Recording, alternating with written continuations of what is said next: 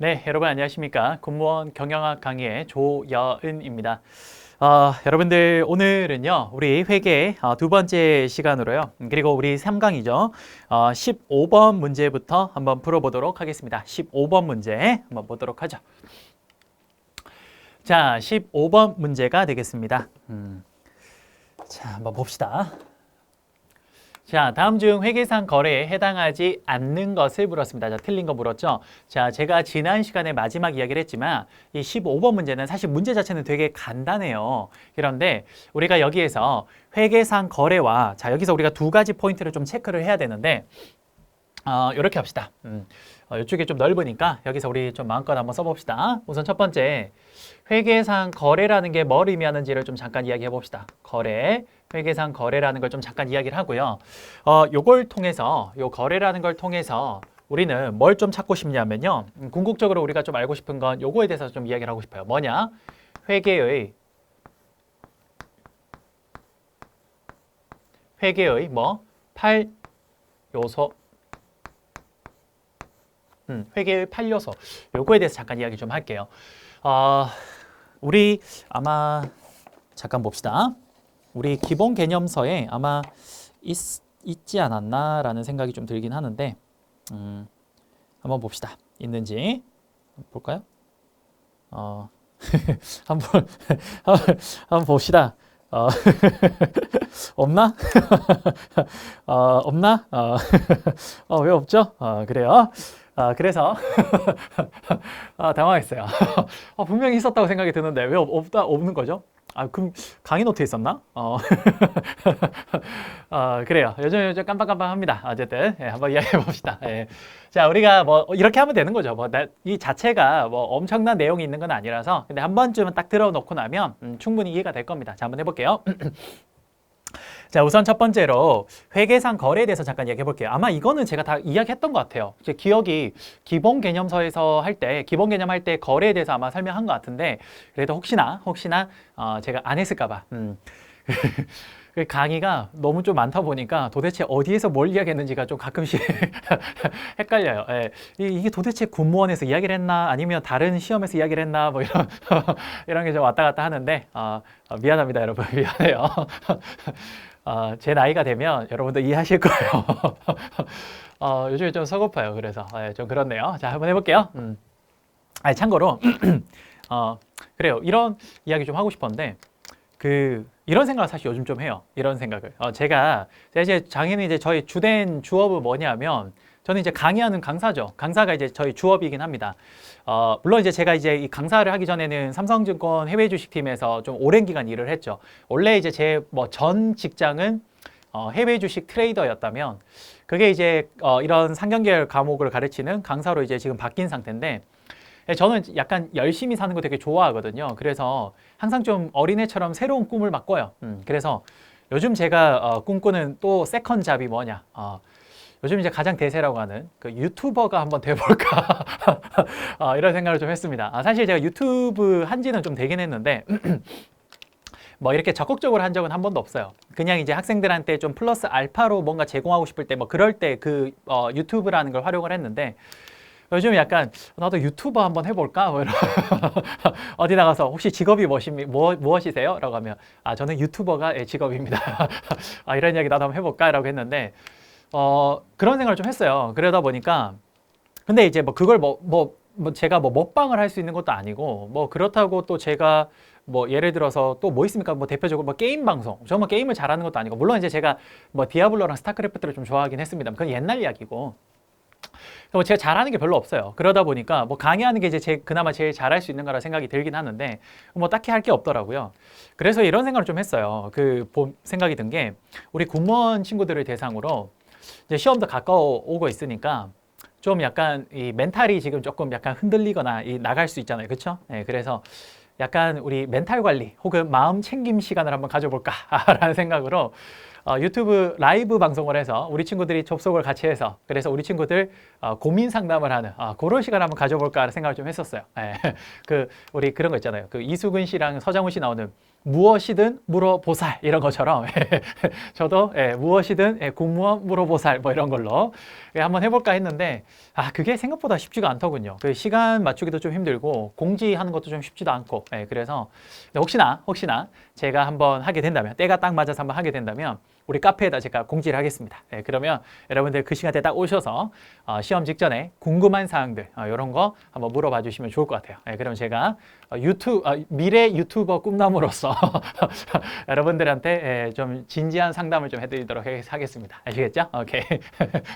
그래요. 깜빡깜빡 하다니까 자꾸 이런 이야기를 하게 되네요. 그래요. 한번 해볼게요. 자, 거래. 자, 여러분 우리가 거래라는 건요. 이렇게 설명을 할게요. 일반적인 거래와 회계상의 거래가 거의 상당 부분 겹쳐집니다. 무슨 말이냐면 우리가 일상생활에서 거래라고 하는 부분과 그 다음에 회계상에서 거래라고 하는 게 사실은 상당 부분 일치를 해요. 상당 부분 일치를 하는데 이렇게 하니까 꼭 상당 부분 일치 안 하는 것 같네. 조금 다시 할까요? 이러니까 뭐 거의 뭐 일치 안 하는 것처럼 보여서 자 사실은 상당 부분 일치를 합니다. 이렇게 상당 부분 일치를 하지만 그렇지만 일치하지 않는 부분도 있어요. 그게 무슨 말이냐면 대표적으로 거의 대부분은 일치가 됩니다. 그런데 아닌 것들이 있어요. 자, 예를 들어서 이런 거예요. 자, 지금 여기 여러분들 흰색이 뭐냐면요. 요게 흰색이 이렇게 합시다. 흰색이 우리가 일상에서의 거래라고 하는 거고요. 일상에서 거래. 그 다음에 여러분들 여기 녹색이 뭐냐면요. 요게 회계상에서의 거래라고 할게요. 회계상에. 그러니까 일상생활에서 거래라고 하는 것과 회계상에서 거래라고 하는 게 사실 상당 부분 겹쳐요. 거의 한 7, 80%는 겹쳐요. 그런데 분명히 일상에서는 거래라고 하는 게 회계상 거래가 아닌 게 있고요. 그 다음에 회계상 거래라고 하는데 그 일상에선 거래가 아닌 것들이 있어요. 그걸 지금 잠깐 체크를 하고자 하는데 대표적으로 일상생활에서 거래라고 하지만 회계상 거래가 아닌 게 뭐냐? 대표적으로 계약 같은 거 체결하는 겁니다. 계약, 체결. 여러분 한번 들어봅시다. 우리가 어떤 계약을 요번에 성립했다, 체결했다라고 하면 뭐라고 해요? 우리는 일상생활에서 요번에 거래 한 건 했네. 이렇게 이야기를 합니다. 그렇지만 그 단순 이런 계약 체결은요. 단순 계약 체결은 회계상에서는 거래라고 보지 않습니다. 반대로 회계상 우리가 거래라고 하는 것들이 이런 것들이 있어요. 대표적으로 뭐냐? 일상생활에선 거래가 아닌데 회계상 거래가 뭐냐? 이런 겁니다. 예를 들어 이런 거요. 화재, 손실 이런 거. 여러분 예를 들어서 이렇게 해볼까요? 삼성전자라는 회사가 있는데 그 회사 안에 예를 들어서 스마트폰 재고가 이렇게 있었어요. 스마트폰 재고가 이렇게 스마트폰 재고들이 있었는데 이게 불이 나가지고 어떻게 됩니까? 이게 탔어요. 이렇게 타서 없어졌어요. 자, 이랬을 때 뭡니까? 우리가 일상생활에서 이 지금 화재 나서 스마트폰이 탄 걸 가지고 재고가 거래가 발생했다라고 하지 않습니다. 그렇죠? 그 뭐 말도 안 되죠. 불 났는데 가서 우와 거래가 발생했다. 그러면 어떻게 됩니까? 이렇게 맞겠죠. 그렇죠? 그 말도 안 되는 소리예요. 근데 이걸 뭐라고 합니까? 회계상에서는 거래가 발생했다라고 이야기를 합니다. 거래가 발생했다라고 이야기를 해요. 왜 그러냐? 바로 이것 때문입니다. 바로 회계상 거래는 뭐냐면요. 회계상 거래는 일상생활의 거래랑 거의 맞긴 한데 이런 것들이 왜 거래가 되냐면요. 바로 회계상 거래의 정의 때문에 그래요. 회계상 거래는 자산이나 혹은 부채 혹은 자본의 요것들의 뭐냐? 변화가 일어나면 그럼 뭐가 됩니까? 자산, 부채, 자본의 변화가 일어나면 이게 뭐가 됩니까? 오케이. 그러면 거래가 발생했다라고 하는 겁니다. 이렇게. 자, 무슨 말인지 한번 볼게요. 자, 보세요. 왜 이런 재고 자산들이 이런 스마트폰 같은 재고 자산들이 화재가 나면 이게 왜 회계상 거래냐? 그렇네요. 뭡니까? 재고 자산이라는 게 있다가 재고 자산이 어디에 해당돼요? 여러분 재고 자산 어디에 해당돼요? 바로 재고 자산은 여기 자산에 해당됩니다. 그쵸? 여기에 유동 자산에 해당되죠. 여러분 이제 다 배웠죠? 재고 자산. 이러면 원래는 그 삼성전자라는 회사의 재무상태표를 보면요. 거기에 유동자산에 재고자산에 보면 스마트폰이 뭐냐? 스마트폰 2개 있다라고 이렇게 표현이 되어 있었을 거예요. 그렇죠? 그런데 이게 손실이 불이 나서 어떻게 됩니까? 다 타버려서 없어졌어요. 그러면 어떻게 됩니까? 사라진 겁니다. 맞죠? 자산이 어떻게 된 겁니까?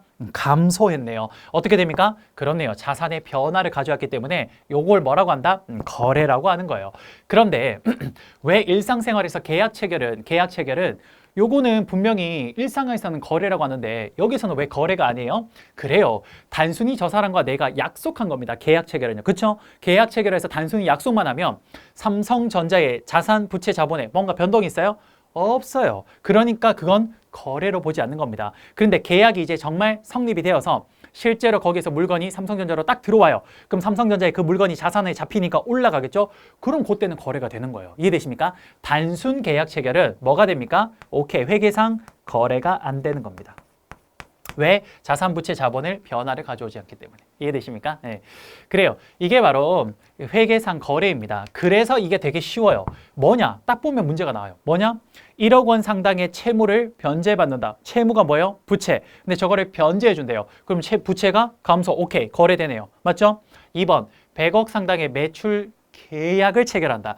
계약. 그렇죠? 계약은 거래가 아닙니다. 정답 몇 번? 2번이 됩니다. 아주 쉽죠?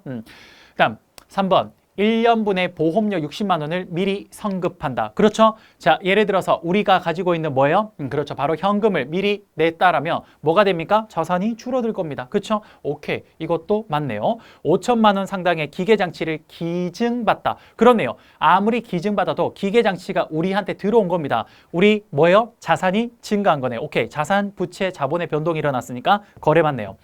5번 10억 원 상당의 비업무용 토지를 매입했다. 토지를 매입했습니다. 그럼 어떻게 됩니까? 그렇네요. 우리 회사의 자산이 증가한 거니까 역시 거래가 되는 겁니다. 이해되세요? 그래요. 이걸 꼼수로 설명을 하자면 그냥 무슨 계약이라고 적히면 다 회계상 거래가 아닌데 그거의 근원적인 이유를 살펴보면 이런 이유가 그렇습니다. 그 뒤쪽에 있었던 거예요. 이해되세요? 오케이. 그래서 정답은 2번이 됩니다. 쉽죠? 쉬운데 여기서 하나만 더 합시다. 회계 8요소라는 게 있어요. 회계 8요소. 요거까지 좀 설명을 할게요. 자, 우리 PD님 여기까지 나올 수 있도록 조금 우리 친구들 잘 볼 수 있게 좀 잡아주시면 좋겠습니다. 자, 볼게요. 회계 8요소라는 게 뭐냐면요. 요런 거예요. 요런 거. 별거 아니고요. 별거 아니고요. 자, 이런 거래가 발생했을 때 그거를 표시를 어떻게 하냐? 회계 8요소로 합니다. 회계 8요소. 왜 회계 8요소냐? 자, 볼게요. 아, 이거 왠지 한 거 같은데 왜 저는 한 거 같거든요. 이거를 한 거 같은데 그렇죠? 뭐 했어도 한 번 더 하면 좋은 거니까, 그렇죠? 오케이. 자, 이렇게 한번 해볼게요. 그리고 여기도 이렇게 한번 해볼게요. 자, 여러분들 잘 아시겠지만 여기 이제 뭐가 돼요? 자산. 그 다음에 여기가 부채. 여기가 자본. 그 다음에 여기는요. 여기는 비용이 오고요. 비용이 오고 여기는 뭐가 됩니까? 수익이 옵니다. 자, 이 회계 8요소라는 건 딴 게 아니고요. 어떤 회계상 거래가 발생합니다. 그럼 그거는요. 반드시 회계의 8가지 요소로 분해할 수 있어요. 자, 그게 무슨 말이냐? 그래서 8요소인데요. 요소가 자산, 부채, 자본 3가지랑 비용, 수익 그럼 합치면 5개죠. 왜 8요소예요? 이것 때문에 그래요. 뭐냐? 자산이 증가하는 경우도 있고 그 다음 뭡니까? 그래요. 감소하는 경우도 있어. 요거 2가지 됐죠? 그 다음 똑같이 부채도 증가하는 경우가 있고 그 다음에 감소하는 경우가 있으니까 여기도 2가지 맞죠? 그 다음 자본이 역시 증가하는 경우가 있고 그 다음에 감소하는 경우가 있으니까 역시 2가지. 그럼 몇 가지예요? 요게 2개니까 6가지죠. 그리고 마지막으로 뭡니까? 수익의 발생, 비용의 발생 이렇게까지 하면 총 몇 가지입니까? 8가지가 돼요. 자, 참고로 선생님 왜 이건 수익, 비용이 이렇게 나와요? 이거 보통 인컴 스테이트먼트 즉 포괄손익계산서에서 위에서부터 밑으로 적는데요. 그걸 설명하기까지는 요건 좀 어려운 이야기라서 그냥 요건 이렇게 받아들일게요. 이게 왜냐면 그렇게 중요한 내용은 아니라서 그래요. 알겠죠? 오케이. 그러면 여기 8가지입니다. 그렇죠? 자, 그러면 한번 해볼게요. 이런 거 한번 해볼까? 여기 있는 거. 자, 이거 지금 거래라 그랬죠? 지금 회계상 거래라 그랬죠? 자, 한번 해볼게요. 10억 원 상당의 비업무용 토지를 매입했대요. 자, 이거를 매입한 게 아니라 이렇게 합시다. 조금 더 우리 쉽게 하기 위해서 현금으로 매입했다라고 할게요. 현금으로. 자, 그러면 이거는 어떻게 적을 수 있냐? 이렇게 적을 수 있어요. 자, 첫 번째, 10억 원 상당의 비업무용 토지를 매입했다라고 하면 첫 번째, 일단 토지를 우리가 샀기 때문에 자, 토지는 뭐가 됩니까? 우리가 샀으니까 오케이, 자산이죠. 그래서 첫 번째, 저 5번의 거래는요. 첫 번째 뭐가 나옵니까? 자, 여기 적을게요. 첫 번째, 자산이 증가하게 됩니다. 오케이, 요 거래가 하나 있네요. 그렇죠? 그다음 두 번째, 토지를 그냥 산 게 아니에요. 뭐로 샀습니까? 현금. 현금은 우리 회사에 뭡니까? 그렇죠. 그것도 자산이에요. 왜? 자산 안에 유동 자산 안에 현금 있잖아요. 그렇죠? 그래서 그거 현금으로 산 거니까 현금을 우리 회사에서 어떻게 한 겁니까? 밖으로 준 거죠. 그걸 주고 토지를 산 거예요. 그렇죠? 그러면 토지가 우리 회사로 들어온 거는 자산이 증가한 거고 현금을 준 거니까 어떻게 됩니까? 오케이. 우리 회사 현금이 줄어드니까 그거는 우리 회사 자산이 어떻게 됩니까? 오케이. 감소한 게 된 겁니다. 맞습니까? 바로 보세요. 지금 5번 같은 거래는 그렇네요. 자산의 증가라는 하나의 요소와 그 다음 자산의 감소라는 요 두 개의 요소의 거래로 결합이 되어 있는 거예요. 자, 회계 판료서의 자산의 증가, 자산의 감소라는 게 여기서 나온 거네요. 맞습니까? 그게 이거예요. 이걸 설명하고 싶었던 거예요. 하나 더 해볼까? 똑같은 거래인데 이 똑같은 거래를 이렇게 한번 해볼게요. 10억 원 상당의 비업무용 토지를 자, 일부는 현금으로 사고요. 자, 일부 현금으로 사고. 자, 그게 예를 들어서 한 5억 정도는 현금으로 주고 사고요. 나머지 5억은 뭐냐? 예를 들어서 은행으로부터 돈을 빌렸어요. 5억은 대출해서 샀다고 할게요. 요렇게. 자, 이랬을 때 거래를 우리가 회계 판료서로 역시 한번 이걸 조합을 한번 해볼게요. 첫 번째, 일단 우리가 갖고 있는 현금 5억을 주고 그 다음에 은행으로부터 대출 5억을 받아서 줘서 토지가 들어오는 겁니다. 그렇죠? 일단 토지가 들어오니까 어떻게 됩니까? 오케이. 첫 번째 1번 토지가 들어오니까 자산이 어떻게 돼요? 오케이. 자산이 증가하게 됩니다. 됐죠? 두 번째 2번 우리가 토지의 일부 5억 원을 뭐로 샀습니까? 현금. 그러니까 현금은 역시 그게 이제 우리 밖으로 나가는 거니까 현금이 감소했으니까 자산이 감소했어요. 그 다음 나머지 5억을 뭐로 샀어요? 은행으로부터 대출받았어요. 이거는 뭐가 돼요? 그렇지. 부채가 되는 겁니다. 그렇죠? 그래서 세 번째 바로 부채 증가가 되는 거예요. 됐죠? 자, 보세요. 지금 5번에 요 거래가 어떻게 됩니까? 회계의 8가지 요소 중에 일부를 가지고 이렇게 표현을 할 수 있습니다. 반드시 2개만 있는 게 아니에요. 3개, 4개 있을 수도 있어요. 그렇죠? 그렇지만 그게 이 8가지 요소 안에서 딱 가져와서 그 거래를 만들어낼 수 있다는 거예요. 이해되십니까? 정말 중요해요. 아시겠죠? 그래요. 그러니까 지금 같은 경우도 자산의 증가, 자산의 감소, 부채의 증가 요 3가지 거래가 합쳐지면 바로 지금 5번의 요 거래가 딱 이렇게 표현할 수 있는 겁니다. 이게 뭡니까? 회계 판료서라고 이야기를 하는 거예요. 됐습니까? 그래요.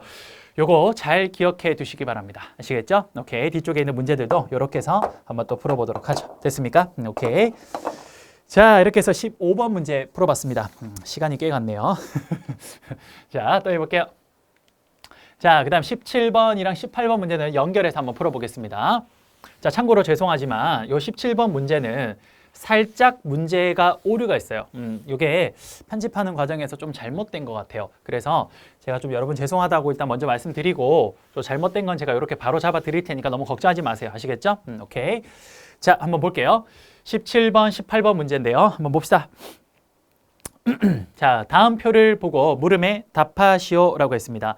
자, 지금 표를 보면 여러분들 여기가 뭡니까? 자산 부채가 있는 거 보니까 일단 재무상태표. 여기가 뭡니까? 포괄손익계산서네요. 그렇죠? 자, 그러면 볼게요. 17번 문제 봅시다. 위 표를 통해서 땡땡 기업의 영업이익은 얼마입니까? 이제 여러 번 봅시다. 배웠잖아. 자, 보세요. 영업이익이라는 건 어디에서 나왔습니까? 포괄손익계산서. 한번 해볼까? 다시. 자, 인컴 스테이트먼트. 자, 한번 해봅시다. 자, 첫 번째 제일 먼저 나오는 게 뭐다? 매출액. 첫 번째 매출액. 그 다음에 두 번째 뭘 뺍니까? 여기에다가 매출 원가.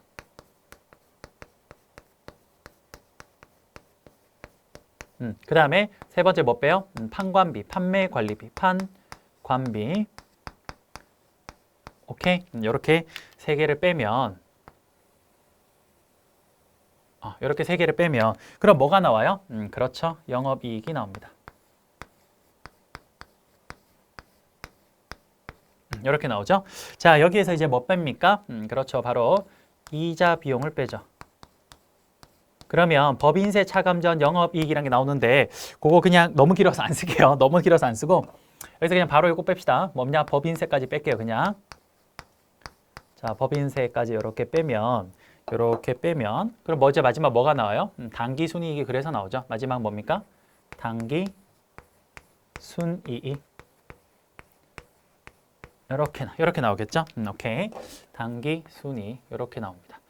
자, 여기서 묻는 건 뭐냐? 아까 전에 여러분들 제가 일부러 지금 요 표를 좀 봐야 돼서 다음으로 넘기진 않을게요. 여러분 책을 보면서 하세요. 자, 17번 문제가 위 표를 통해서 땡땡 기업의 영업이익이 얼마냐 물었죠. 그럼 뭐 찾으라는 거예요? 바로 이거 찾으라는 거예요. 뭐? 바로 이거 찾으라는 거죠. 그쵸? 자, 그럼 볼게요. 첫 번째 뭘 빼야 됩니까? 매출액. 매출액이 100억이에요. 그쵸? 여기 100억. 그 다음에 매출 원가가 얼마? 50억을 빼요. 50억. 그 다음에 판관비가 있네요. 얼마? 20억. 20억. 이렇게 되어 있죠. 자, 그러면 얼마예요? 30억이에요. 그쵸? 우리가 그래서 지금 답이 30억으로 되어 있어요. 이게 하나가 미스가 난 게 뭐냐면요. 자, 우리 책에도 보면 나오겠지만 기본 개념서에 감가상각비에 어디가 포함되냐면요. 바로 이거예요. 판매관리비에 포함이 되어 있어요. 그러니까 일부러 지금 이 문제는 감가상각비가 네가 판매관리비에 포함되는 건지 아느냐 모르냐 그걸 찾고 싶어서 나온 문제라서 요 10억이 여기에 들어가야 돼요. 그러면 여기서 한 번 더 빼줘야겠네요. 뭐? 10억까지 빼줘야 되죠. 이렇게. 그러면 100억에서 50억, 20억, 10억 빼면 얼마입니까? 20억이 돼요. 그래서 정답 몇 번? 2번이 됩니다. 그러니까 지금 요거는 답을 좀 바꿔주세요. 아시겠죠? 2번으로 바꾸고 해설도 보면 지금 해설이 좀 잘못 적혀 있어요. 해설도 여기에서 이거 여기까지만 뺀 걸로 되어 있거든요. 역시 해설도 빼기 10억까지 해서 20억이라고 바꿔주시면 됩니다. 알겠죠? 그래요. 감가상각비가 판매관리비에 들어가기 때문에 이렇게 정리하는 게 맞을 것 같습니다. 아시겠죠? 오케이. 자, 일단 17번 문제는 그렇게 해결했고요. 그 다음에 18번 문제 한번 봅시다. 거기 보면 땡땡 기업의 자기 자본 순이익 ROE에 대해서 물었어요. ROE. 자, 여러분 ROE에 대해서 물었는데 자, 한번 해봅시다. 자, 우선 ROE, 자기 자본 수익 ROE의 공식을 알아야겠죠? 자, 제가 여기 이걸 지금 계속 써야 돼서 일부러 안 넘길게요. 안 넘기고 여러분도 역시 책을 볼게요. 자, ROE는 어떻게 합니까? 첫 번째, 분자가 단기 순이익이 되고요. 단기 순이익이 되고 그다음 밑에 분모가 뭡니까? 평균 혹은 그냥 자기 자본이 됩니다. 이렇게 되죠. 이렇게. 자, 그러면 지금 현재 여기에서 우리가 뭡니까? 바로 단기 순이익을 네가 찾을 수 있냐? 이거 묻는 겁니다. 그렇죠? 자, 그러면 여기에서 영업이익이 일단 20억 나왔고요. 20억 나왔고 그 다음에 외환차손 이런 거는요. 이자 비용 말고 원래 사실 여기에 영업 외적 비용이라는 게 있습니다. 뭐 그런 것들이 들어가는데 뭐 거기 어쨌든 이것도 뭡니까? 비용이니까 빼야 돼요. 그래서 여기도 5억 빼고요. 그 다음에 법인세 얼마? 또 5억 뺍니다. 그럼 단기 순이익이 얼마 나와요? 오케이, 10억이 나오네요. 그렇죠? 오케이. 그럼 여기에 들어갈 게 얼마? 10억. 됐죠? 그 다음 평균 자기자본. 자기자본 얼마예요? 이건 어디서 찾을 수 있어요? 재무상태표. 자, 재무상태표 가볼까요? 자산이 500이래요. 그럼 부채가 100이면 우리 재무상태표 등식에 의해서 자기자본 얼마예요? 400이 되겠죠. 이렇게 되겠죠. 그렇죠? 그래서 여기에 400이 이렇게 들어가면 됩니다. 자, 그러면 400분의 10억이니까 값이 얼마가 됩니까? 2.5%가 되겠네요. 됐죠? 오케이, 이렇게 풀면 됩니다. 됐죠? 자, 요거는 좀 죄송합니다만 17번 문제가 약간 좀 잘못 편집이 좀 되어 있어서 그렇게 좀 수정을 하도록 할게요. 알겠죠? 오케이. 자, 17번 문제까지 한번 풀어봤습니다. 17, 18번 요거는 세트로 풀었어요. 자, 그 다음 19번. 19번. 자, 19번 한번 보겠습니다. 자, 한번 봅시다. 또 19번 문제. 자, 19번 문제. 기업의 재무상태표와 손익계산서에 대한 설명으로 옳은 것을 자, 재무상태표와 손익계산서에 대한 개념을 알고 있는가 묻는 문제인데요. 한번 볼게요. 1번. 재무상태표에서 자금의 조달과 사용액은 반드시 일치해야 된다. 정답이에요? 틀렸어요? 맞아요. 이게 정답이죠. 왜요? 이게 바로 뭐 묻는 거예요? 그렇죠. 여러분 이게 바로 재무상태표 등식 묻는 거잖아요.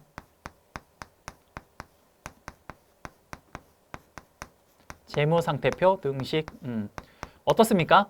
그렇죠, 여러분. 자금의 조달액이 뭐예요? 자금의 조달액이라는 게 이게 부채 플러스 자본, 사용액은요, 이게 자산이 되겠죠. 그거 당연히 같아야죠. 그렇죠? 네. 정답 몇 번? 1번이 되겠습니다. 그렇죠? 나머지 한번 쭉 봅시다. 2번 재무상태표의 오른쪽에 자산, 아니죠? 왼쪽에 자산이고 그 다음에 왼쪽이 아니라 오른쪽에 부채와 자본이겠죠? 2번 틀렸네요. 3번 한번 봅시다. 재무상태표의 부채 항목에는 차입금, 미지급금 여기까지는 부채 항목이 맞아요. 그런데 매출 채권은 어디에 해당돼요? 오케이, 이거는 자산에 해당됩니다. 자산에서도 뭐? 유동자산에 해당이 되죠. 그래서 3번 틀렸어요. 4번은요. 손익계산서는 특정 시점이 아니라 뭡니까? 오케이. 일정 기간 동안. 그래서 4번 틀렸고 5번 기업이 상품의 매출을 통해 벌어들인 이익. 자, 상품 매출이 아니라 매출을 통해서 벌어들인 이익은요. 그건 어디에 나옵니까? 그렇죠. 이익잉여금 계정에 나오는데 그게 뭐예요? 그렇죠. 자본에 있는 거예요. 자본은 뭡니까? 재무상태표겠죠. 그래서 손익계산서가 아니라 재무상태표가 되겠습니다. 됐죠? 오케이. 19번의 정답 1번 이렇게 들어가겠습니다. 됐죠? 자, 이렇게 이제 쭉쭉쭉 넘어가 봅시다. 자, 그 다음 21번 문제 한번 볼게요. 총 자산 회전율을 계산할 때 분자에 해당하는 항목은 여러분 총 자산 회전율 이거 어떻게 구합니까? 이렇게 구하죠. 일단 분자의 매출액 그 다음에 분모에 뭐 합니까? 총 자산 이렇게 하는 거죠. 그렇죠? 그러니까 뭐 간단하네요. 간단하네 이거는. 정답 몇 번? 2번. 요거야말로 정말 간단한 문제예요. 뭐냐? 그냥 이 식을 알고 있느냐 문제를 이렇게 낸 거죠. 됐죠? 오케이. 정답 2번. 자, 23번 문제. 아, 그러네요. 유동 항목에 대해서 알고 있는가 묻는 거죠. 유동자산 항목. 여러분들 유동자산 항목에 해당되는 것을 물었습니다. 그렇죠? 정답 몇 번입니까? 정답 1번. 재고자산이죠. 나머지 2번, 3번, 4번, 5번은 다 뭐예요? 비유동자산. 그렇죠? 23번 문제 이렇게 체크하시면 되겠네요. 그 다음 25번 문제 역시 재무 비율이네요. 우리 회계의 그 여러 가지 그 비율. 자, 한번 보겠습니다. 첫 번째 재무 비율에 관한 설명으로 옳지 않은 거, 자 틀린 거를 물었습니다. 틀린 거. 자, 한번 봅시다. 틀린 거. 자, 1번 수익성 비율은 한 기업이 이익을 얻기 위해 다양한 자원들을 얼마나 효율적으로 사용하는지를 측정한다. 그렇죠, 여러분. 수익성 비율, 우리 그 교재 기본 그 개념서 보면요. 수익성 비율이 뭡니까? 우리가 얼마만큼 가지고 있는 자원들을 효율적으로 사용을 해서 수익이 났는지 그걸 확인하는 거니까 이거 맞네요. 그렇죠? 2번 주가 수익 비율 퍼라고 하죠. 퍼. 이게 뭐로 하는 거예요? 그렇죠. 현재 주가를 EPS로 나누는 거죠. 아, 이것도 정확하게 맞네요. 3번 활동성 비율. 참고로 여러분 이 퍼는요. 낮을수록 좋은 거예요. 낮을수록 좋아요. 낮을수록. 자, 왜 그러냐? 뭐 간단합니다. 이 문제를 보면요. 현재 주가를 예를 들어서 P라고 할게요. 그걸 뭐로 나눠요? 주당 순이익 EPS로 나눠요. 그러면 뭐냐? 이게 낮을수록 좋다라는 게 무슨 의미하냐? 이겁니다. 주당 순이익, 한 주당 순이익이 높거나 혹은 현재 주가가 생각보다 싼 거예요. 그러면 굉장히 저평가되어 있는 거죠. 그렇죠? 그래서 퍼가 낮을수록 좋다라는 겁니다. 이건 사실 나중에 주식하면 진짜 많이 듣게 돼요. 퍼가 얼마냐, 낮냐, 높냐 이런 거 많이 합니다. 그래서 어떤 이야기도 좀 기억을 하고요. 자, 그 다음에 3번에 활동성 비율은 기업의 자산을 얼마나 효율적으로 사용하고 있냐. 그렇죠. 이게 활동성 비율입니다. 그 다음 레버리지 비율, 이거 뭡니까? 그렇죠. 이게 이자 보상 비율 이런 것들 나왔던 거죠. 이자 보상 비율 이런 것들, 그게 레버리지 비율인데 그거 전부 다 뭡니까? 그렇죠. 이자 보상 비율이 뭐예요? 내가 지금 현재 채무를 가지고 왔을 때 그걸 미래에도 내가 얼마나 충분히 갚을 수 있는 능력이 있는가 이런 거 체크하는 건데 그 당연히 그렇네요. 장기 채무 지급 능력을 측정하는 거 맞죠? 4번 더 맞네요. 5번에 재고자산 회전율이 산업평균보다 낮은 경우는 재고 부족으로 인한 기회비용이 나타난다. 여러분 이거예요. 재고자산 회전율이 높다라는 건 뭘 의미하는 거냐면요. 우리가 현재 창고에 가지고 있는 그 재고가 정말 빨리 판매가 되고 있다라는 거예요. 정말 빨리. 그래서 재고가 빠르게 회전한다라는 걸 의미하는 겁니다. 그게 바로 재고자산 회전율이에요. 즉 무슨 말입니까? 아, 재고자산 회전율이 높다라는 거 판매가 되게 빨리 되어서 재고가 빠르게 순환하고 있구나. 이걸 의미하는 거예요. 그러면 예를 들어서 재고자산 회전율이 그렇죠. 자, 재고자산 회전율이 산업평균보다 낮다라는 건, 자, 제가 아까 뭐라 그랬어요? 재고자산 회전율이 높다라는 건 그만큼 판매가 잘 되어서 재고가 빨리 회전된다는 걸 의미하죠. 그럼 낮다라는 건 반대로 그렇네. 잘 안 팔려서 재고가 계속 창고에 쌓여 있는 거예요. 그렇죠? 재고가 천천히 팔려 나가는 거예요. 그렇죠? 그러면 창고에 뭐가 많아요? 네, 재고가 많아요. 그렇죠? 그러면 당연히 재고 부족으로 인한 기회비용이 발생합니까? 안 하겠죠. 그렇죠? 정답 몇 번? 5번이 되겠습니다. 재고자산 회전율이라는 것의 정확한 의미를 알고 있는가? 요거를 묻는 문제라고 보시면 될 것 같습니다. 됐죠? 오케이. 됐고요. 그 다음 자, 요게 여러분, 요게 방금 했던 회계 8요소 내용입니다. 자, 잠깐 이야기해 볼게요. 자, 여기를 이제 한번 보면요. 요렇게 한번 설명 한번 해봅시다. 그 거래를 붕괴할 때 결합관계가 옳지 않은 거라고 했잖아요. 자, 이 거래는 뭐냐? 회계상 거래를 말을 하는 건데 그 회계상 거래를 붕괴한다라는 게 뭐냐? 그러니까 기록하는 걸 의미하는 거죠. 기록하는 거를. 그러니까 어렵게 생각합시다. 붕괴. 붕괴한다고 붕괴하는 게 아니라 그냥 기록하는 거. 그럼 기록을 할 때 어떻게 하냐? 우리 아까 말씀드렸던 게 회계 8요소로 할 수가 있어요. 회계 8요소로. 자, 한번 봅시다. 우리가 지금까지 여러분 알고 있는 친구도 있을 수 있습니다만 이 재무상태표와 포괄손익계산서를 설명을 할 때 우리는 항상 오른쪽, 왼쪽이라고 하는데 이거 잠깐 설명할게요. 오른쪽을 회계용어로 뭐라고 하냐면요. 그렇죠. 여기를 대변이라고 하고요. 그 다음에 왼쪽을 뭐라고 하냐? 차변이라고 해요. 차변. 이렇게 설명을 합니다. 됐죠? 자, 이랬을 때 자, 이렇게 할게요. 여러분, 우리가 원래 재무상태표 그림을 그릴 때 자산, 부채, 자본이죠. 그러면 자산이 증가하고 부채가 증가하고 자본이 증가할 때는요. 각자 자기 자리에서 증가해요. 됐죠? 그런데 이게 감소할 때는요. 자기 자리에서 감소하는 게 아니라 이렇게 반대로 가요. 그러면 자산이 감소하면 어떻게? 대변으로 가고 그 다음 부채랑 자본이 감소할 때는 어떻게? 이렇게 차변으로 간다고 보시면 됩니다. 알겠죠? 그러니까 요것만 이렇게 되고 나머지 비용과 수익은 자기 자리에서 그냥 발생하는 거예요. 됐죠? 자, 그러면 그걸 가지고 한번 봅시다. 여기 보면 첫 번째 1번에 자본의 증가가 차변에 있대요. 여러분, 자본이 차변에서 증가하려면 이게 가능합니까? 안 되죠. 자기 자리에서 증가해야 되죠. 대변에서 증가해야 돼요. 정답 몇 번? 1번이 됩니다. 참고로 부채 증가는 가능하겠죠? 왜? 부채가 여기 있으니까. 그렇죠? 오른쪽에 있으니까. 2번에 자산의 증가. 오케이. 자산의 증가는 왼쪽에 있는 차변 맞고요. 자산의 감소. 오케이. 그럼 요거 여기로 넘어가야겠네요. 그렇죠? 감소니까 대변. 그렇죠? 가능하고. 3번 자산이 증가하고 수익이 발생. 오케이. 자산이 증가하고 오른쪽에 대변에서 수익이 증가하는 거 됐죠? 그 다음에 4번에 부채 감소. 부채가 여기 있던 자리에서 감소하려면 차변으로 가야 되니까 맞고 수익 발생. 오케이, 맞고. 마지막 5번에 비용 발생. 비용이 증가하고 자산이 감소하려면 여기서 오른쪽으로 가야 되니까 맞네요. 정답 몇 번? 1번입니다. 이렇게 분석하시면 될 것 같습니다. 됐죠? 정리할게요. 자산, 부채, 자본이 증가하려면 자기 자리에서 증가해야 되고요. 감소하려면 반대편으로 넘어가야 됩니다. 자산이 감소하려면 대변으로, 부채, 자본이 감소하려면 차변으로. 이렇게 됐죠? 수익과 비용은 그대로 자기 자리에서만. 됐죠? 이렇게 정리하시면 되겠네요. 됐죠? 자, 여러분들 그래요. 여기까지 일단 한번 좀 끊을게요. 네, 여기까지 한번 끊고 다음 29번부터 이제 나머지 거는 좀 쉬워요. 그래서 29번부터 나머지 45번까지 문제는 다음 시간에 좀 빠르게 한번 해결하도록 하겠습니다. 자, 여러분 수고 많으셨고요. 저는 다음 시간에 다시 찾아뵙도록 하겠습니다. 감사합니다.